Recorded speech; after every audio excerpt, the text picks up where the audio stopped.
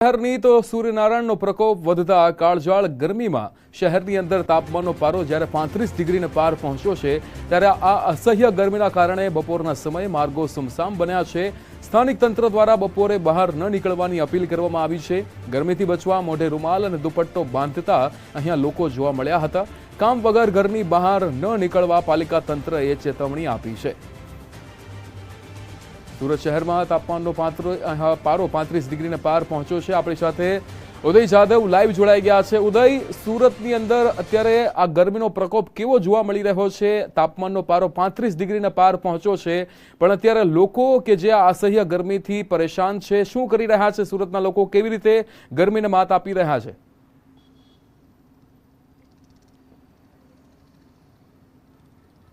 जी बिल्कुल, सूरत शहर में सूर्यनारायणનો પ્રકોપ છે તે યથાવત જોવા મળી રહ્યો છે। જે રીતે ગરમી પડી રહી છે તેના કારણે લોકોના હાલ બેહાલ થયા છે। દ્રશ્યો બતાવવાના પ્રયાસ કરી સુરતનો અઠવા લાઇન્સ વિસ્તાર છે કે જ્યાં જે રીતે ગરમી પડી રહી છે તેના કારણે લોકોની અવર જવર ઓછી જોવા મળી રહી છે। ખાસ કરીને આ માર્ગ છે તે અતિ વ્યસ્ત માર્ગ છે, કારણ કે આ માર્ગ ઉપર જ જે સરકારી જે કચેરીઓ છે મહત્વની તે આવેલી છે, પરંતુ જે પ્રમાણે ગરમી પડી રહી છે, કાળઝાળ ગરમી પડી રહી છે તેના કારણે જાણે વાહનોના જે પૈંડા છે તે થંભી ગયા છે, જેના કારણે વાહન ચાલકોની અવરજવર ઓછી છે તે જોવા મળી રહી છે।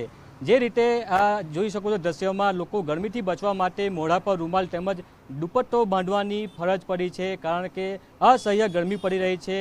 કાળઝાળ ગરમીને કારણે લોકો ગરમીથી બચવા માટે દુપટ્ટો અને રૂમાલનો સહારો લઈ રહ્યા છે। તો તંત્ર દ્વારા પણ સાવચેતીના ભાગરૂપે, તકેદારીના ભાગરૂપે અનેક સૂચનાઓ આપવામાં આવી છે।